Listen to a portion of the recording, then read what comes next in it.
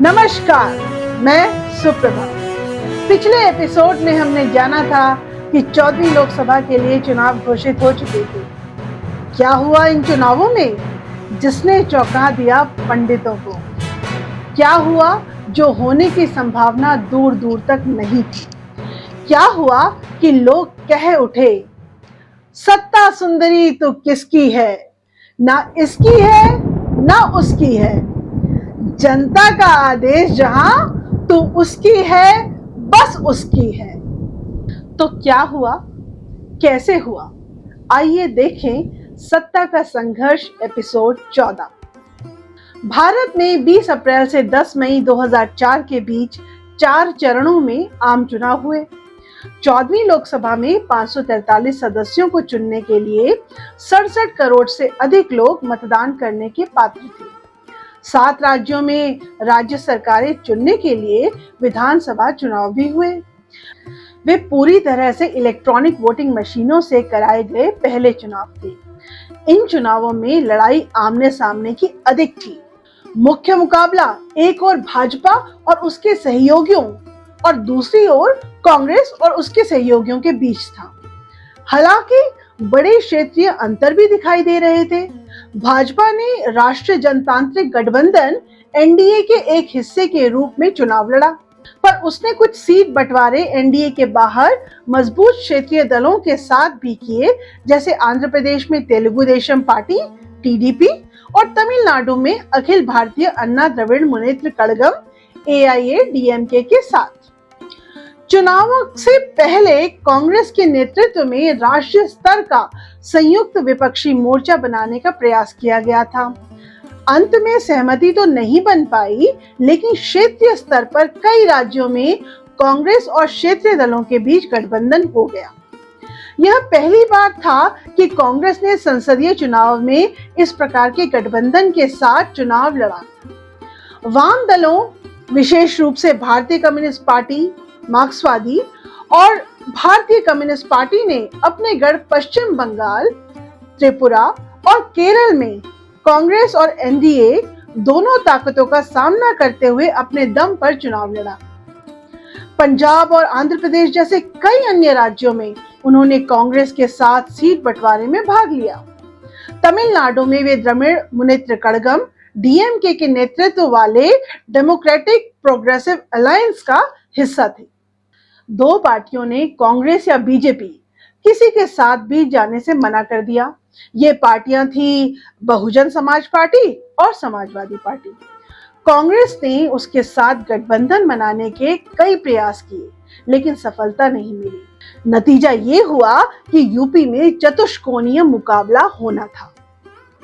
चुनाव के नतीजे यह रहे: Indian national Congress 145 seat, Bharatiya Janata Party 138 seat, Communist Party of India Marxist 43 seat, Bahujan Samaj Party 19 seat, Samajwadi Party 36 seat, Telugu Desam Party 5 seat, Rashtriya Janata दल 24 सीट, जनता दल यूनाइटेड 8 सीट, एआईएडीएमके 0 यानी कि 0, All India Trinamool Congress 2 seat, DMK 16 seat, Shiv Sena 12 seat, Nationalist Congress Party 9 seat, Janata Dal secular 3 seat, Communist Party of India 10 seat और Biju Janata Dal 11 seat.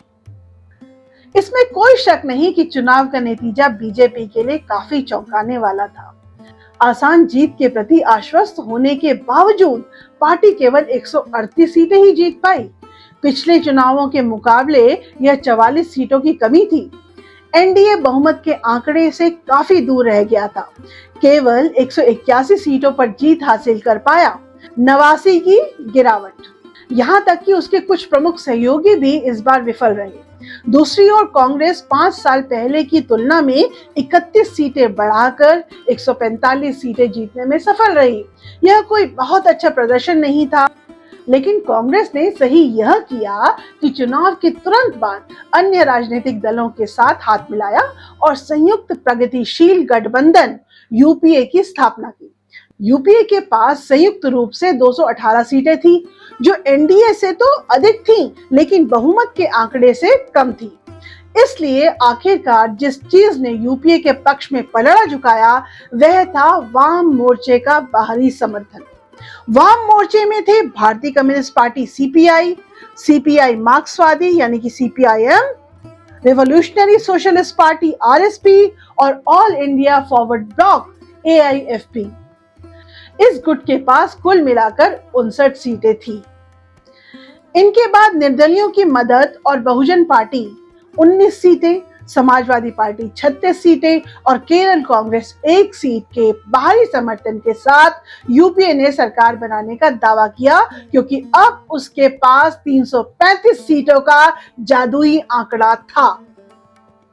इस परिस्थिति में उत्साहित कांग्रेस और उसके समर्थक प्रधानमंत्री के रूप में सोनिया गांधी का स्वागत करने के लिए तैयार थे, लेकिन सोनिया गांधी ने 18 मई को यह पद अस्वीकार कर दिया।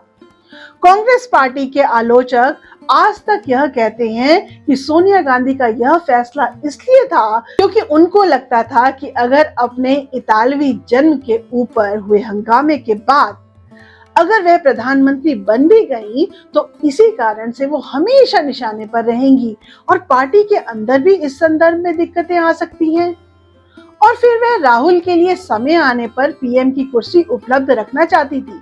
आखिरकार इस पद के लिए डॉक्टर मनमोहन सिंह जी का चयन हुआ। यह भी एक मास्टर स्ट्रोक था, क्योंकि ऐसा कहा जाता है कि सरकार के चेहरे के रूप में एक विद्वान और गैर विवादास्पद व्यक्ति के रहते हुए भी सोनिया पर्दे के पीछे से फैसले लेती रह सकती थी। मनमोहन सिंह की सरकार ने भले ही कोई चमत्कारी काम न किए हों, पर कुछ नवाचार उनके नाम हैं। उनके और उनके वित्त मंत्री पी चिदम्बरम के प्रयासों से भारतीय अर्थव्यवस्था 8 से 9% आर्थिक विकास दर के साथ बढ़ी। 2007 में भारत ने 9% की अपनी उच्चतम जीडीपी वृद्धि दर हासिल की और दुनिया की दूसरी सबसे तेजी से बढ़ती प्रमुख अर्थव्यवस्था बन गई। सरकार ने 2005 में 5 महत्वपूर्ण काम किए: मनरेगा लाना, सेल्स टैक्स की जगह वैट लाना, राष्ट्रीय ग्रामीण स्वास्थ्य मिशन NHRM शुरू करना, नरेगा लागू करना और सूचना का अधिकार अधिनियम RTI पारित करना। 2006 में एम्स, IIM और शिक्षा के अन्य केंद्रीय संस्थानों में 27% सीटें अन्य पिछड़ों के लिए आरक्षित करने के प्रस्ताव को लागू किया। 2009 में सरकार ने शिक्षा का अधिकार अधिनियम RTE अधिनियम पेश किया। आंध्र प्रदेश, बिहार, गुजरात, उड़ीसा, पंजाब, मध्य प्रदेश, राजस्थान और हिमाचल प्रदेश राज्यों में 8 IIT खोले गए। सुरक्षा से संबंधित कई निर्णय लिए गए, जैसे नवंबर 2008 के मुंबई आतंकवादी हमलों के तुरंत बाद राष्ट्रीय जांच एजेंसी NIA बनाई गई थी, क्योंकि आतंकवाद से निपटने के लिए एक केंद्रीय एजेंसी की आवश्यकता महसूस की गई थी। इसके अलावा यूनिक आइडेंटिफिकेशन अथॉरिटी की स्थापना फरवरी 2009 में की गई थी। आज आप आधार कार्ड का उपयोग करते हैं, वह इसी के अंतर्गत संचालित है। पर इस कार्यकाल में मनमोहन सिंह का सबसे शानदार समय तब आया जब भारत और अमेरिका के बीच परमाणु समझौते यानी कि न्यूक्लियर डील का प्रश्न उठा। 1975 में पहले पोखरण विस्फोट के बाद से अमेरिका ने भारत के ऊपर कई ऐसे प्रतिबंध लगा दिए थे जिससे महत्वपूर्ण परमाणु तकनीक भारत को नहीं निर्यात की जा सकती थी। 21वीं सदी की शुरुआत होते होते अमेरिका भारत संबंध बेहतर हुए थे और दोनों देश स्थिति को बदलना चाहते थे। मनमोहन सिंह भी जानते थे कि भारत को इस तकनीक की आवश्यकता है। खासकर भारत की ऊर्जा से जुड़ी जरूरतों के लिए यह तकनीक आवश्यक थी। उधर अमेरिकी राष्ट्रपति भी यही चाहते थे। अमेरिका 9/11 के आतंकी हमले के बाद से आतंक के विरुद्ध अभियान छेड़ चुका था। वह अब समझता था कि भारत भी आतंक से पीड़ित है और इसलिए दोनों देशों के बीच अच्छी भागीदारी हो सकती है। भारत की बढ़ती साख के सामने आतंक की भूमि साबित होने वाले पाकिस्तान का कोई भी जोड़ नहीं था। पर दोनों देशों के बीच वर्षों से पुराने गहरे संदेह केवल राष्ट्राध्यक्षों की इच्छा पर निर्भर नहीं करते थे। दोनों देशों की जनता, राजनीतिक पार्टियां, मीडिया और अफसरशाही में भी इस मुद्दे पर गहरे मतभेद और संदेह बने हुए थे। खैर, मनमोहन सिंह और बुश की 2005 की पहल के बाद अगले 2-3 सालों में स्थितियां ऐसी बनी कि दोनों देशों के बीच समझौते की तैयारी होने लगी। पर भारत में इस समझौते का बहुत विरोध होने लगा। समझौता वैज्ञानिक और कानूनी था, आसानी से जनता को समझाना मुश्किल था। अमेरिका के कई सालों तक पाकिस्तान को समर्थन, 1971 में बांग्लादेश युद्ध के समय अपना नौसैनिक बेड़ा हिंद महासागर में भेज देना और कश्मीर पर खुलकर भारत का समर्थन ना करना भारत की स्मृति का हिस्सा था। और इसी वजह से कुछ राजनीतिक पार्टियां इसको राजनीतिक दृष्टि से देख रही थी। खास तौर से वामपंथियों के लिए इसको पचा पाना मुश्किल हो रहा था और मनमोहन सिंह की सरकार तो वामपंथियों के समर्थन पर ही टिकी थी। मनमोहन सिंह को लगता था कि जैसे जैसे प्रक्रिया आगे बढ़ेगी वामपंथियों का समर्थन मिल जाएगा, पर ऐसा हुआ नहीं। वामपंथियों के साथ भाजपा भी इस समझौते के लिए उत्सुक नहीं लग रही थी। आखिर हालात ऐसे हो गए कि वामपंथियों ने सरकार से समर्थन वापस लेने की धमकी दे दी। इन स्थितियों में कांग्रेस के कदम भी लड़खड़ाने लगे। कांग्रेस के एक बड़े धड़े में यह भी संदेह था कि अमेरिका के साथ ये डील भारत के मुसलमानों को कांग्रेस से दूर कर सकती है, क्योंकि उस समय अमेरिका का आतंक से युद्ध इस्लामी देशों में पनप रहे आतंकवाद के विरोधी था। ऐसे में मनमोहन सिंह अकेले पड़ते दिखे। अब न सिर्फ समझौते के टूटने के आसार हो गए, परंतु परमाणु विज्ञान के क्षेत्र में भारत के लिए अति आवश्यक संभावनाएं भी फिर से बंद होती दिखी। इसके साथ एक ईमानदार प्रधानमंत्री की बेहद ईमानदार कोशिश के साथ उसकी साख पर भी गहरे साए मंडराने लगे। पर इस समय मनमोहन सिंह ने बहुत धीरज के साथ काम किया। वामपंथियों ने समर्थन वापस ले लिया था, पर एपीजे अब्दुल कलाम, जिनके वैज्ञानिक साख से देश प्रभावित था, उनके माध्यम से मनमोहन सिंह ने समाजवादी पार्टी से सहयोग मांगा। समाजवादी पार्टी ने अब्दुल कलाम से लंबा विचार विमर्श किया और पूछा कि यह समझौता देश के लिए कितना जरूरी है। जब अब्दुल कलाम ने उनको इस समझौते की अहमियत बताई तो समाजवादी पार्टी इस पर समर्थन के लिए तैयार हुई। इस संदर्भ में एक मजेदार घटना है। दरअसल उस समय समाजवादी नेता अमर सिंह अमेरिका में एक बीमारी के बाद एक अस्पताल में इलाज करवा रहे थे। जब वे थोड़ा स्वस्थ हुए तो उनके और मनमोहन सिंह जी के बीच में एक टेलीफोन में वार्ता हुई, जो ऊपर से देखने में तो मनमोहन सिंह द्वारा स्वास्थ्य पूछने के लिए की गई थी और अमर सिंह का जवाब भी ऐसा लग रहा था मानो बता रहे हो कि अस्पताल में इलाज कैसा चल रहा है। पर ध्यान से देखने पर पता लगता है कि बात कुछ और ही थी। दरअसल जब अमर सिंह से मनमोहन सिंह ने स्वास्थ्य पूछा तो वे बोले, प्रधानमंत्री जी, स्वास्थ्य अच्छा है, अमेरिकी लोग बहुत अच्छे हैं, इनकी तकनीक विज्ञान का हम लाभ उठा रहे हैं। अमेरिका से भारत को और सहयोग करना चाहिए ताकि ऐसा लाभ हम और उठा सके। इसमें न्यूक्लियर डील की कोई बात नहीं थी, पर अमर सिंह ने अपना संदेश दे दिया था कि वो इस मुद्दे पर सरकार का सहयोग करेंगे। और इसके बाद सपा ने मनमोहन सिंह सरकार को इस मुद्दे पर समर्थन दे दिया और इस तरह से अमेरिका के साथ समझौता हुआ और मनमोहन सिंह ने देश से किया अपना वादा पूरा किया।